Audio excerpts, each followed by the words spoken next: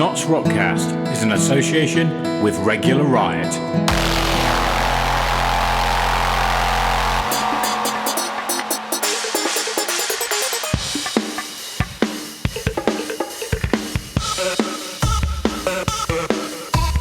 Welcome to NottsRockCast, the Notts Alternative Scene podcast.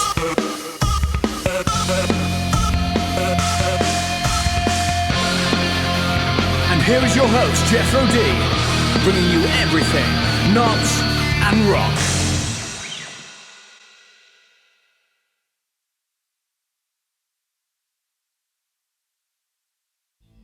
Welcome back, Notts Rockers, to NRC-012 over YouTube. Yes, this week we're talking with a mastering engineer. And don't forget, hit that subscribe button and ding that bell to find out when we release another show on YouTube. This is the first time I actually went out to someone else's place to do a chat. Let's check it out. Right, welcome today. Got a very special guest today. It's Luca Martello. Martello? Yeah. Yeah, I've pronounced it right. Yeah. He is a Nottinghamshire mastering engineer. And if you don't know what a mastering engineer is and you're into music, it's the final process before it's sent off to be made into a CD. But anyway, Luca, would you like to introduce yourself? Okay. I'm Luca. I'm Italian, and I'm talking now about where I'm from. And you tell me anything you want to say. Confession. I'm coming not from the sunny Italy, but really cold Italy from the Alps near the border of France and Switzerland. Yeah. I moved to England in 2013, but in Manchester, not in Nottingham. Yes, you were just saying your friend speaks fluent Mancunian. Yeah, and the strange stuff is, in my small region, Valle d'Aosta, never study English in the school, but French, because the border. Oh, right, yes. Thinking, for someone just speak Italian and French, scholar, French, it's not easy to learn in English. And my school is working like in stage, like local crew in Manchester with Mancunian. Yeah. This is more my English. I've learned English. No, I can understand you very well, to be honest. When I went to school, they were trying to get me to learn French, and I didn't want to. They tried.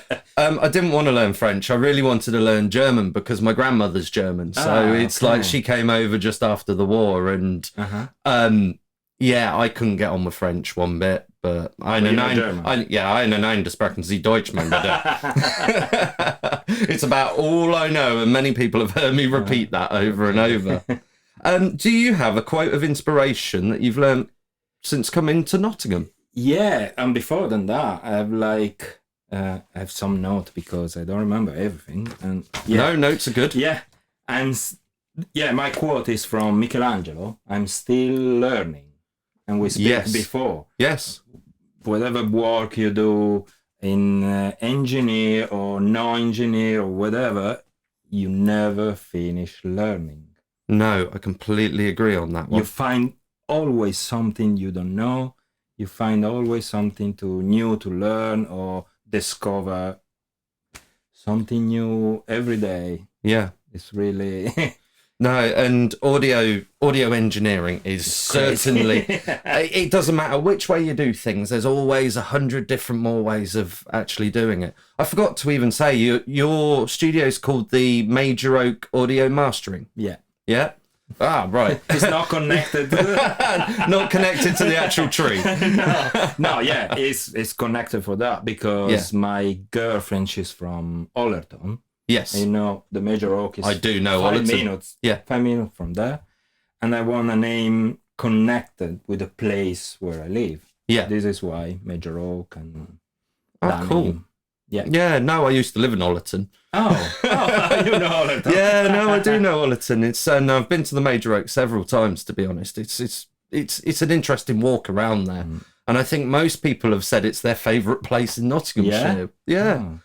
But so the audio mastering, you do this obviously as a full-time job, I'm guessing? It's my full-time job. Oh, wow. That's very interesting.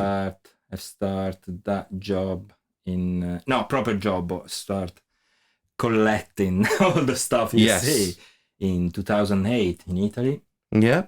And I moved in, I don't remember, 2011 in Spain.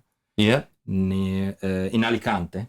Oh, right. And do my mastering there with local musician, like do mastering for something like New Age to rumba to that type of, Spanish traditional music and that kind of stuff. And after moving to England.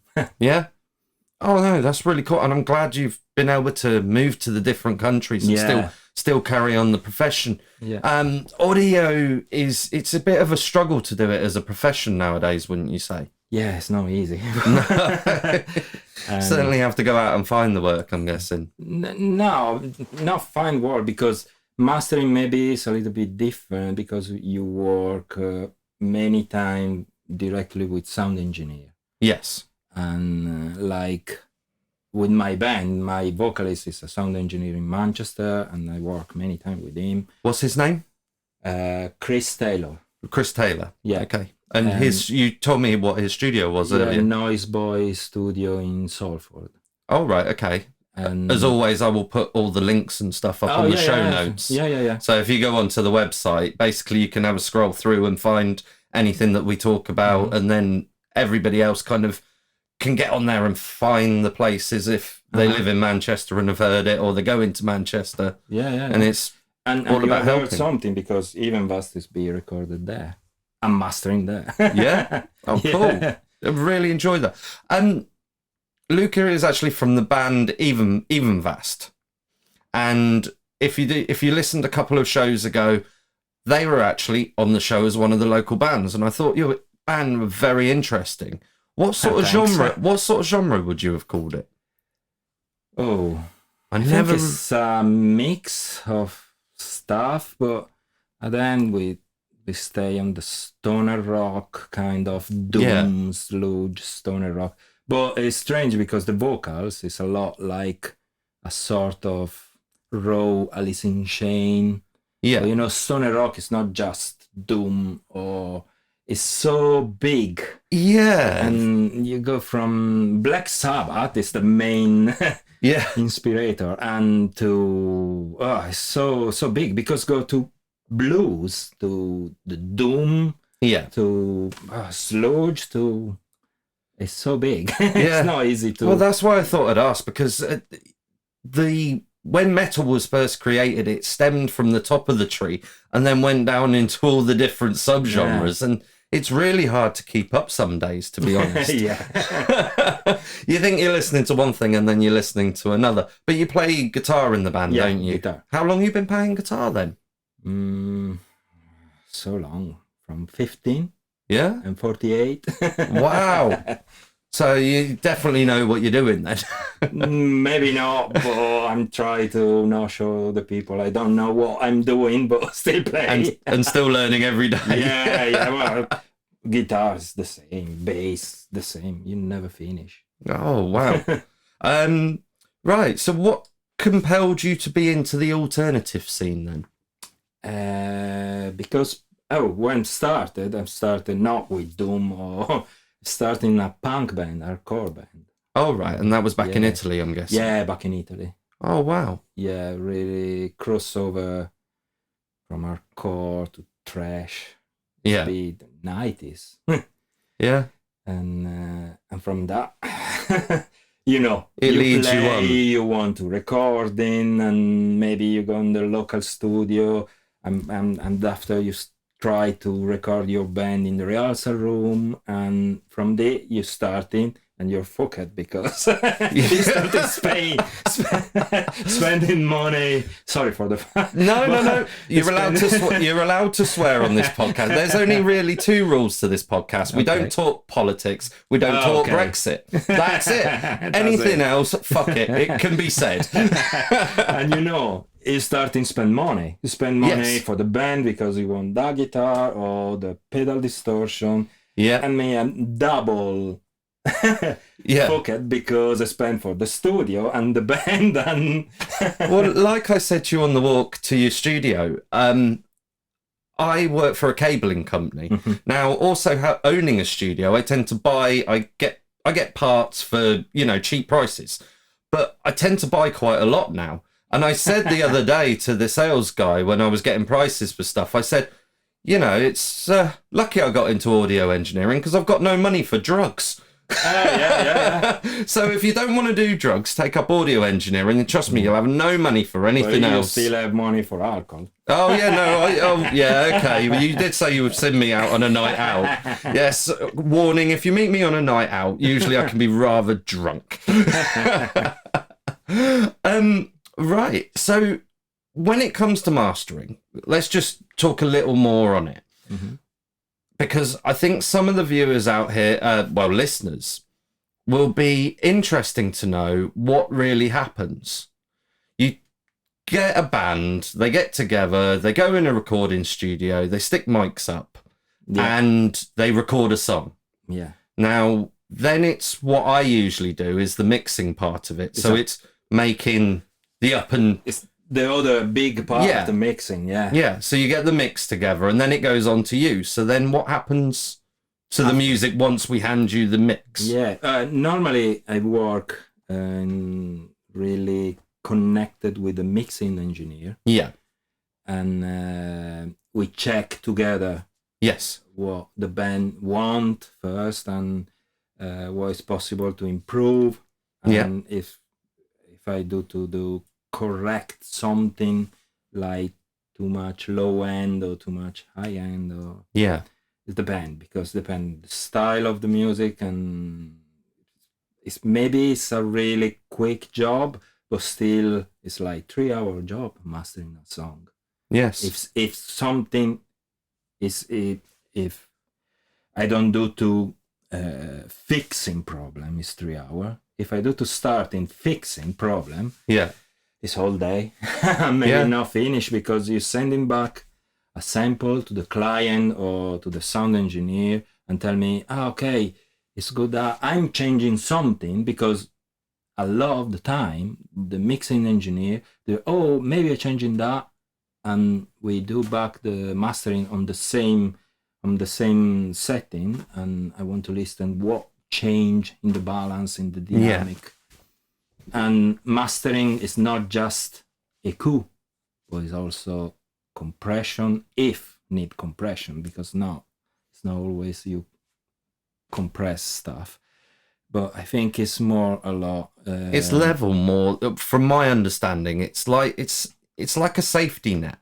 When you release music to the World Wide Web, and most stuff goes out on streaming now. Yeah. If you have it too loud, then the providers like iTunes and Spotify are actually going to turn down the music, aren't they? You have all the level from, like, iTunes have one level. Yeah. And we're talking about LUFAs. Yeah. Loft. Yeah, I understand that. I will actually put that in the show notes explaining some of the terminology. Easy. Yeah, it's a different, completely different type of reading, and using a different type of meta bridge, and it's just the loudness. Yeah, something to do with the perceived loudness. Yeah. And iTunes have a different level, Spotify a different one too. Yeah. And YouTube another one, and it's crazy. Sometimes I do just mastering for digital release. Yeah. And no more for physical release, but well, it seems to be the way things are going. Yeah, a lot. But then there's the resurgence nowadays of, like, vinyl is starting to make an impact. I think it's probably round about, I think they only said about between 13 and 20% of actually all sales now. So it's a tiny bit, but it's still but it's still a lot of people. Also cassette tape. Yes, that's what I heard the other day. There, the master there. Oh yeah. Tascam, yeah. Oh. Because when checking the mastering, I do to passing through that machine. You pass it through the cassette tape. Yeah, you have to have a monitor level to know, because the tape is so tiny and it's completely different from vinyl pre-mastering. Yes. And all the other stuff. And CD is completely different from digital. Yeah. So so before we started recording this podcast, you gave me a brief overview and a listen to your 3 types of monitors. Mm-hmm. And that's what a mastering engineer does, is listens through different sources. Oh no, 4, sorry, including your headphones. But you listen through your hi-fi speakers, which are, sorry, I've forgotten the brand. Bauer Wilkins. Bauer Wilkins, and you said they were definitely made in England. Yeah, made in UK. It's 804. Yeah. It's not the really expensive Bauer and Wilkins. And that was No, it's just a good quality stereo speaker. And you use that as your bass level, as you said. Like hi-fi stereo. I need to listen what at the end people maybe listen to music. Yeah. Oh right. And then you went on to the other 2 sets of speakers, which give you higher definition, so you can hear. Yeah, the PMC is the proper mastering monitor, the PMC AB1, a really old PMC, but for me it's really, really good. But quality. That's where, again, mastering, you've tuned your ears to listen to them monitors. This is the critical listening. Yes.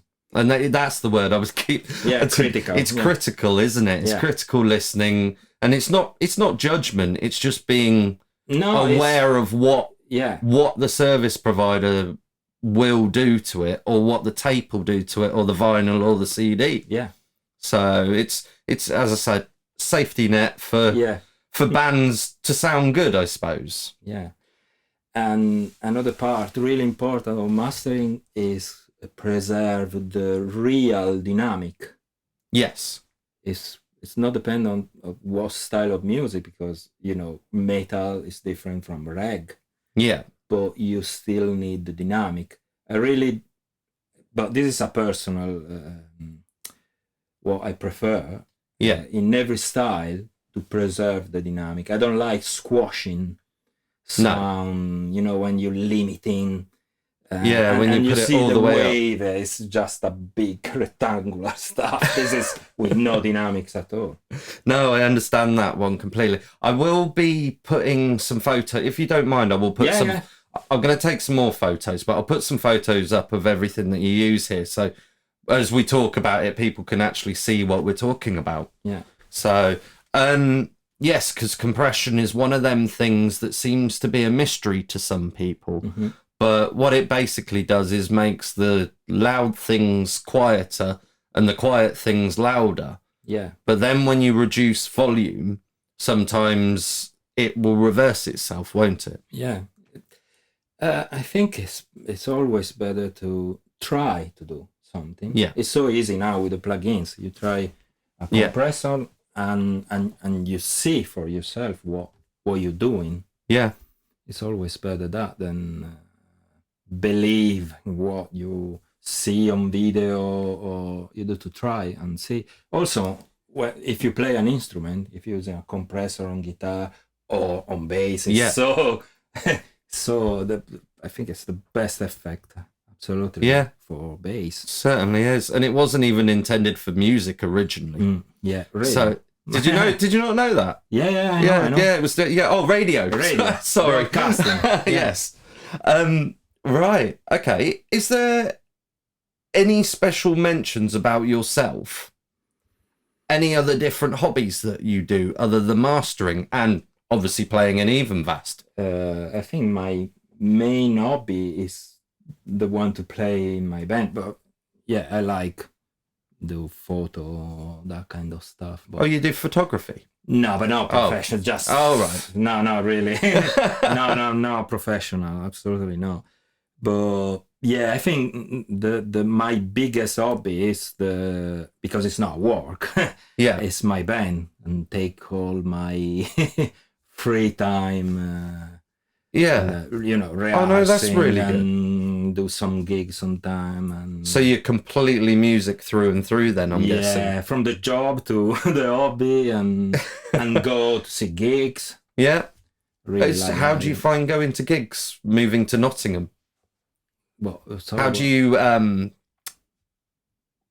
is it easy getting to gigs in Nottingham and seeing the bands you want to see? It's really easy. Yeah. Is there any particular venues you enjoy more than others? No, Nottingham is so cool with all this little venue or medium venue or big like Rock City. And you have from the big tour or the Pala. Yeah. You have the possibility to see the big tours or the small underground tour. Yeah. You have so many venues in Nottingham. It's crazy how much. And how does the sound compare with obviously when you listen in here? Oh, okay. Sorry, loaded question. I know. I think it's live is a completely different type of sound than mastering. Mastering is more for when you listen on your car or with your hi-fi stereo. It's because I'll say one thing. My wife, she said to me she didn't really understand what I was doing most of the time because she said, well, shouldn't the bands sound the same as what they sound on stage? Well, it's a different aspect. I think it's really, really a different aspect of the live. This is why you want to go to see someone live if you have the CD. Tell me why. Me personally, it's personally. because obviously the drink, number one. Oh, okay, it's not music. It's being with people and getting the enthusiasm from the room. It's different. And it's different with the excitement. A band live than on CD. I think it it is is different. Yeah. More, to my way of thinking, it's more energetic. You have the groove. You have. It's not about the quality of sound when you're live, but it's more about the connection with the people watching you. Yes. It's all, it's because that kind of energy. Yeah, from playing guitar myself, it's like when you're actually performing in front of someone, you rebound off the audience. Yeah. So if there's a good audience, you're more likely to play to, the atmosphere of the room, I think. That's the biggest one, is the atmosphere. Yeah, and I think in alternative rock, metal, that kind of music, because it's the one I play with my band, I know better.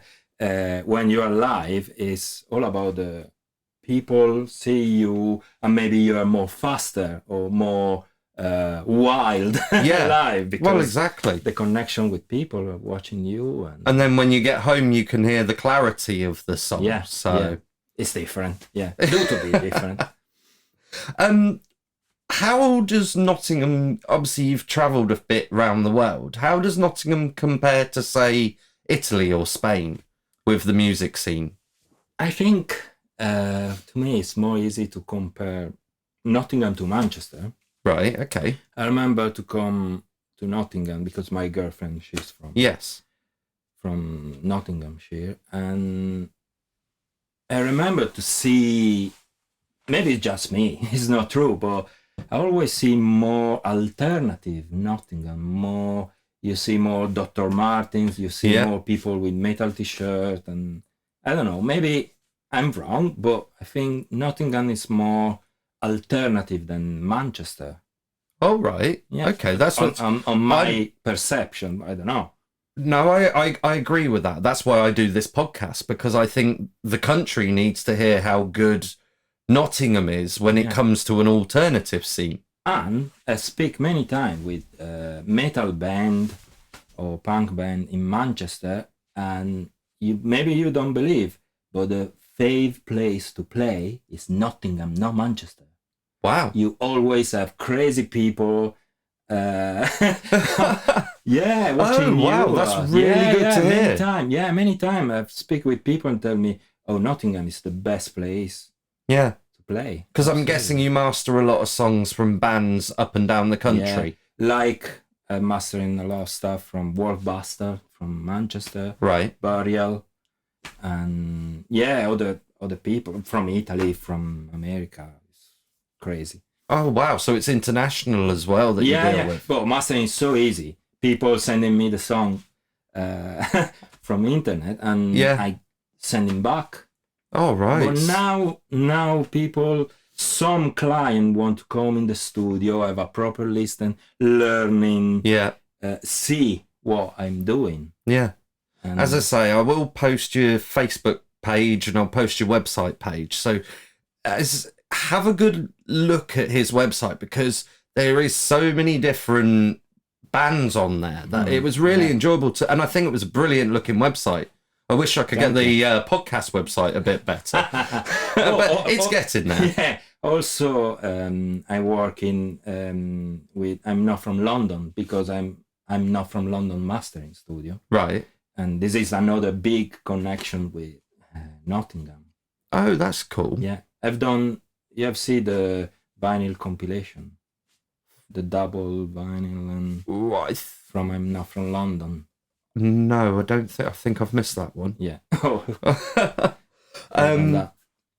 Sorry, what? So this compilation is of different bands? Yeah, different band, and I'm not from London. Right. I've done that job and other band on the label. Yeah. Oh, cool. Right, okay. I would definitely look that up, and again, I'll find it out and I'll put it in the show notes to actually give a bit more information on that. Yeah. But it's a vinyl compilation. Yeah, I'll show you maybe later. Yeah, okay. That'll be very interesting. Okay. What hurdles did you personally face, and how did you overcome them? Oh, yeah. And it can be regards to any part of your life. Yeah. But I think the biggest...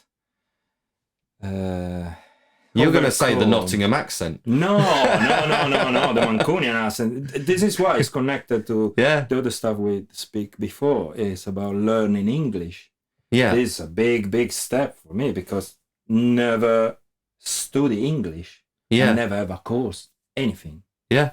What you listen is because speaking with other people when working, or with my girlfriend every day, and I think that is one of the biggest overcome for me, because moving to Manchester and learning English there with the Mancunian day per day, working. And I think a big step for me. Yeah. And I'm guessing when it comes to music, it's kind of the same language. Yeah, always. The language is a lot easier in terms of technicalities, because you're going to call something a compressor, you're going to call it a limiter, you're going to say phase, and it's always with all the people not from England. Yeah, obviously not with Italian, but with all the other clients, we speak and write always in English. Yeah. Okay, right. Shall we take a break for 5 minutes, and then we'll get on to the second half, if you're happy with that? Okay, we'll be back with you in a second. Hey YouTubers, just wanted to remind you to go and check out NottsRockCast.co.uk for extra parts in the podcast that you'll get on your podcast player. Now let's get back. Right, welcome back. We have Luca Martello. I've still got it wrong. I keep doing Marcello is a name. Yes. In Italy. Martello is a surname. Oh, I did not know that. Luca is name, Martello is surname. Oh, right. Okay. Yes, we're here in the Major Oak Audio Mastering Studio Suite, talking today about, well, obviously Luca himself doing mastering and all that, and this second half is NottsRock, so we're kind of delving more into the scene and actually Nottingham and Nottinghamshire itself. Mm-hmm. So I don't want people to think, obviously, I know it says NottsRockCast, but it's not just for Nottingham, it is for Nottinghamshire. So I will be getting around places like Ollerton, Mansfield, Sutton in Ashfield, and all the different places. But I will say one thing, I had to look up the other day, because I had a lot of people from Grantham trying to talk to me, and I'm like, no, Grantham's in Lincolnshire. Unfortunately, that's not a thing. Well, not on this podcast at the moment. When I start an East Midlands podcast, I probably will. But, okay, what do you love and enjoy about living in Notts? Not so much the alternative scene, but No. Nottingham itself. Yeah, I think the really what I'm enjoying is really easy to go on the green side of the Nottinghamshire because I'm living in Hucknall. Yes. It's so easy to go walking around. And about the city, it's not really big city. Yeah. I prefer that I'm like Manchester, really big.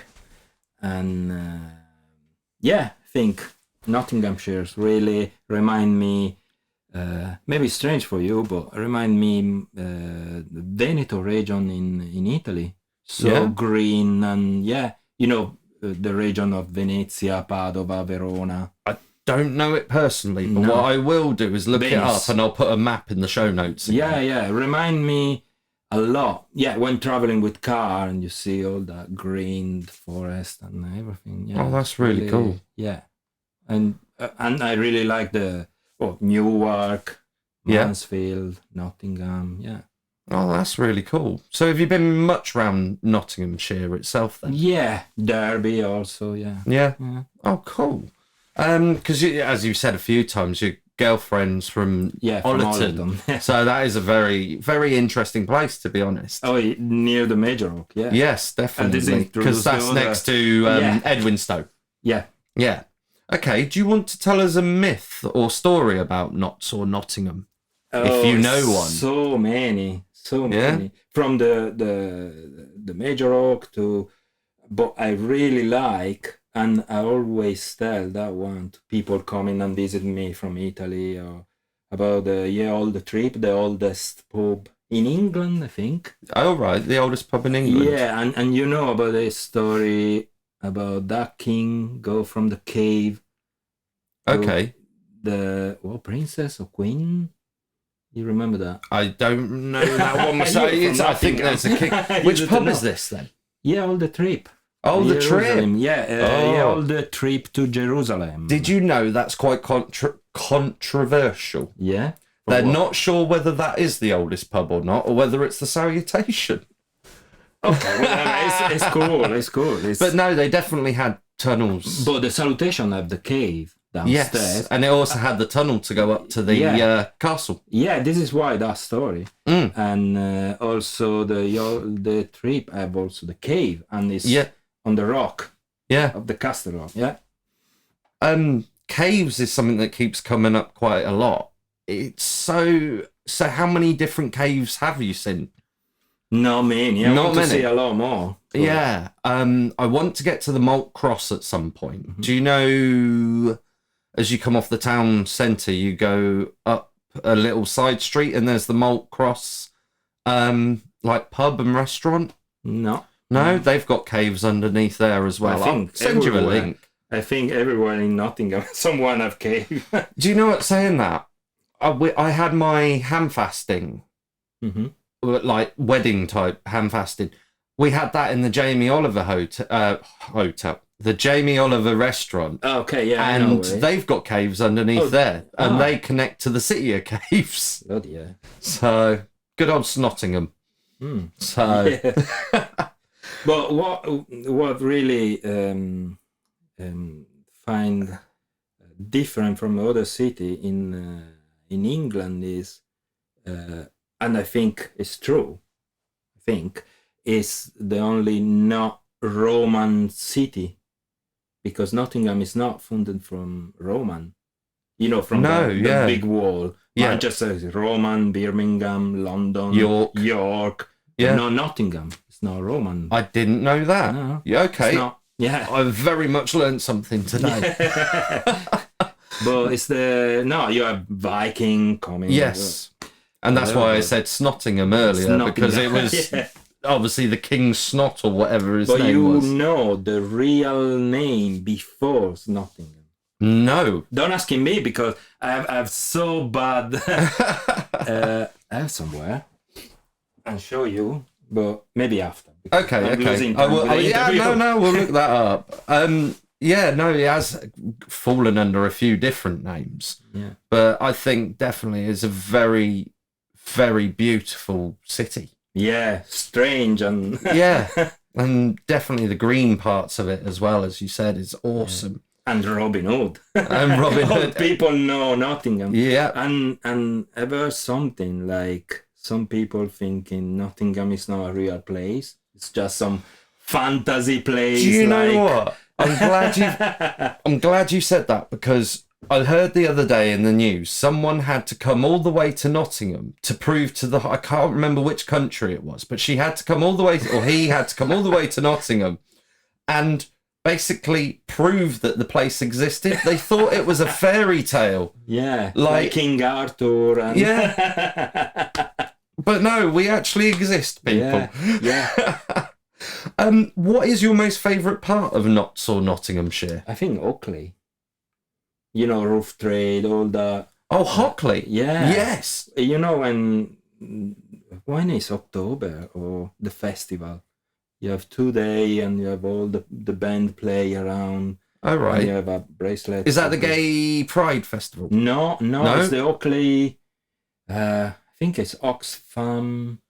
Oh, Oxjam. Maybe, I don't remember the name, but... Oh, we'll have to look that up. Yeah, and you have this 2 day of people play everywhere in Hockley, and it's crazy. You enter from one place to another one, and you have people band play, different style, and... It's really so cool. It's really nice, Hockley. I like the obviously Void's there, so I can go pick up Rough Trade. I'm hopefully going to speak to them at some point, because they're doing. I didn't realise they put on gigs. Yeah, upstairs. Yeah, didn't realise that one bit. So I'm going to have to go and check that out soon. Yeah. But the best bit I like about Hockley is, like you said, they put on music. So they'll put a stage up in the middle of the squares and stuff like that. Yeah. And you can find so many different things there. Yeah, whatever style you prefer, you find something. Yeah. And tea shops as well, I believe. Yeah, restaurant and... Yeah. So cool. Yeah, it is. Right. What is your most treasured musical object? It doesn't have to be an instrument. No, it's not an instrument. You see any instrument there? No, I don't. I see a mastering studio.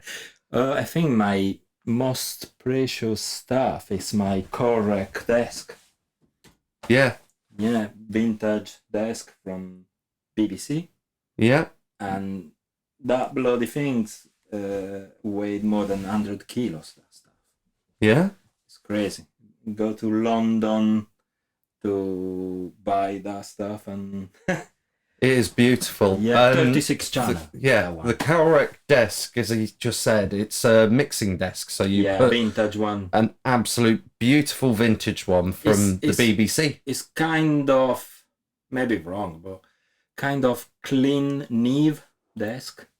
That's a very good way of describing it. And if people don't know what Neve is, I'll put on some links as well. You get different manufacturers. One's Neve. Calrex, a desk maker. Yeah, English. Yes, very much English. Rupert Neve is one of the biggest names in audio engineering. To even think about buying some actual Neve gear, especially vintage, is expensive. Crazy. Yeah. Well, new or vintage is really expensive. Yeah. Have you seen the documentary Sound City? No. You need to watch that. Dave Grohl, when Nirvana recorded in Sound City, the album Nevermind, he said that the Neve 80 desk made his career. So he went back to Sound City just before it was closing to talk to them all. And basically, he didn't want the desk to go to a museum. So he bought the Sound City Neve desk. It is one of the best documentaries ever. I will put a link in the show notes. Definitely. It's still on Netflix at the moment. So if you've got Netflix, get on and watch it. It's Netflix. So interesting to watch. Yeah. But yeah, Neve, yes. Yeah, really, yes. It's definitely. I wish I had more money. I would obviously spend a lot. Crazy. Definitely, but that is a beautiful desk. I will put a picture in the show notes, as I said, so people can see what this mixing desk is. But don't cost like a Neve. Yeah. No, don't cost like a Neve. No. But it certainly puts my Studio Master desk to shame, to be honest. But I love the bottom end I get on my desk, which is powered by the op amps that are in it. Yeah. So again, technical, I know, but bear with us. Right. Okay. Alt, rock, metal, or other? What got you into the genre? It's two sides of me, because the side I play, absolutely metal. Yeah. Or my side of profession, do to listen everything from pop to metal Yeah. and hip hop and everything I work. When you do mastering and you're not focused just on metal or alternative rock, you really need to listen a lot of different stuff. Yeah. Okay. So what did you listen to when you were growing up? Because your reference track earlier was an 80s track, was it? Sorry. You're talking about that? Yeah, the reference track you played for me. No, this is the one of the last album, but the band coming from the 80s, the dark gothic scene. What were they English called? scene. Sorry. Dead Can Dance. Dead Condense. Yeah. Yeah. No, I thought that was a brilliant track. Yeah. So was that what you used to listen to when you were younger? I started, it's in the 80s, but listening a lot of metal. I think A lot of punk and metal, hardcore punk and metal, yeah. Because as I spoke to you when I was walking to your studio, like we've got a common friend, which is Jose. Oh, yeah. So I used to live next door to him. So it was like I grew up on listening to like what was coming out of his window, which was pretty much metal full belt. He was actually in the band Gomorrah. So as you were saying, you knew who they were. Thrash metal. Yeah, I remember the band Gomorrah. Yeah. And, in Nottingham, you have your age. Yeah. The biggest label in extreme music in the 90s. And with all the band, Morbid Angel, Carcass, Napalm Death, Pitch Shifter. As I said to you, the connection with me in Nottingham and my old neighbour Jose was the band Earth Tone 9. They're from Nottingham as well. I went and saw them play with Pitch Shifter. Yeah. So it was very, very interesting. It was brilliant to actually hear them again, because the last time I saw them was in a pub, High Wycombe, the White Horse. Oh. So it was just mind-blowing. Really was. Can you name your most influential band or artist? Just one. Doesn't have to be just one. You can tell me as many as you want. It's so many. I think that can dance, like Interpol, the band Interpol, Joy Division, Smiths, Caius, so many. Really influenced me in much more on my play than mastering. But yeah. All right. That's obviously we're catching two sides of it, because obviously there's the passion that you love, the profession, and then you have to kind of put on the professional hat and say, well, okay, I've got to listen to, something stuff. Like Lady Gaga. I really like post-punk, and I'm not just focused on metal. Yeah. But yeah. No, post-punk is definitely something. Joy Division and Smiths. And I tell you, Bauhaus. Yeah, I was listening to Queen today, and I had to go and buy the greatest hits of Queen, because a lot of people on this podcast have been talking about Queen, and I thought, okay, I'm gonna just get through it. So as I said, I make cables every day, and I was soldering cables, listening to Queen, and to be honest, most of the songs I don't really remember them from years ago, apart from one song, which was and I've completely forgotten it now. Ain't Got No Time for the Monkey Business. Living on My Own. And I just, for some reason, it brought back this memory of actually having a cassette that I'd won in a raffle in my primary school. And that was my first introduction to music, was walking with a Walkman and listening to that song. Mm. So, can you name one thing you're excited about in the upcoming 6 months? Oh, yeah, I think something really exciting for me is both like musician and for my mastering side of work is the release of my album, my band album, Yes. even vast, because I'm involved like play guitar and mastering the work. So you've mastered the album as well. I mastered the album. So you've played guitar in Even Fast. You've mastered Not it. recorded or mixed. Not but recorded. mastered, yeah. That's fine. Yes, I will be attending that. As I said, really interested to turn up. Where is that being held again? Chameleon. The Chameleon Cafe. Chameleon. Chameleon. Chameleon. Sounds a bit like a Pokemon. Chameleon. Chameleon. Yeah, 20 April. The 20th. Saturday, yeah. The 20th of April, Saturday, at the Chameleon Cafe. Yeah. So, again, check the show notes out. I'll put the link to the event We in do there. the band because you have Badman, Witch of the East, and Towers with us. Witch of the East and Towers and Badman. Badman. Yeah. Yeah. Okay, yes. Well, check them bands out as well. Again, show notes, as always. Right. Is there anything else you'd like to say before I ask you the last question? I know you'd written some notes, or have I covered them? Don't know. No? I think we have talked about everything. Yeah? Okay. In your opinion, what makes the Notts alternative scene great? And I think you've probably already said it once. Yeah, I think... what you're talking about, band? Or Yeah, all the place? bands, anything alternative that happens in Nottingham. Mm-hmm. Why is the best? Yeah. Well, saying best is a bit... Why is it great? I don't know, probably because... I don't know. The DIY scene from punk to indie. I don't know why, but I have a kind of different sound.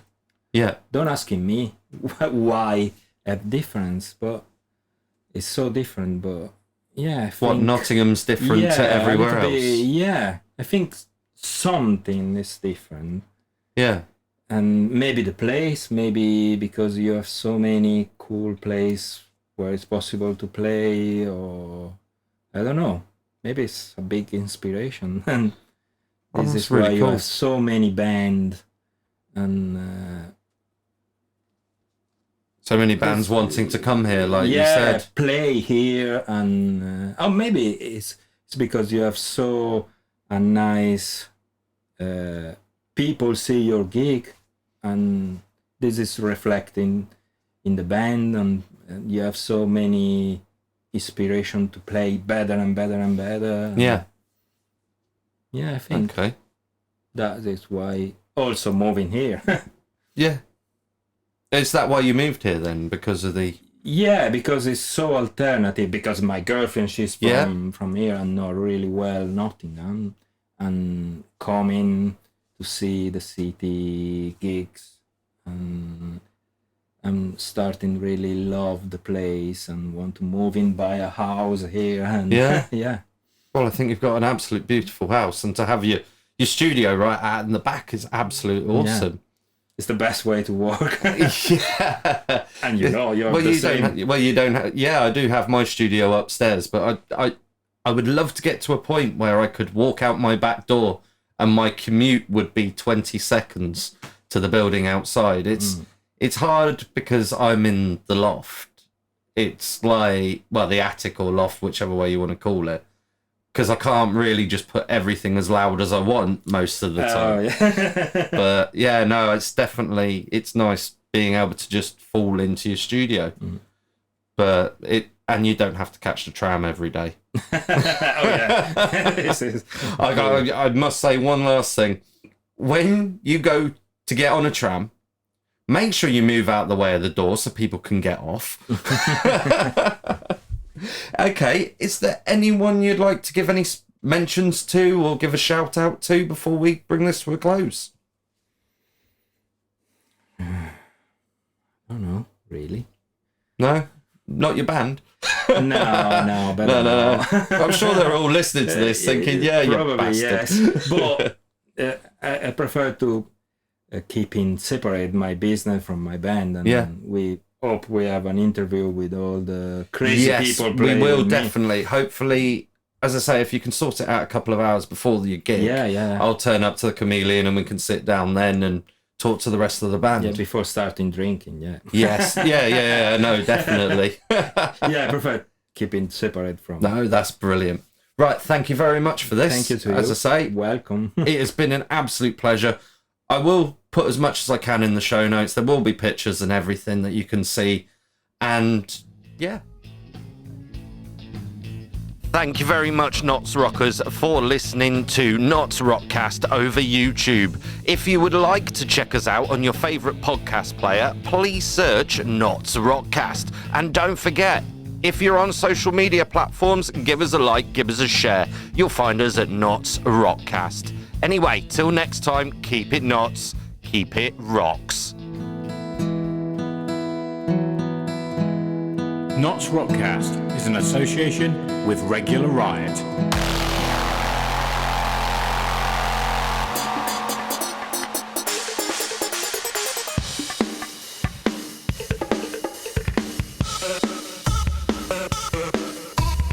Welcome to NottsRockCast, the Notts Alternative Scene podcast.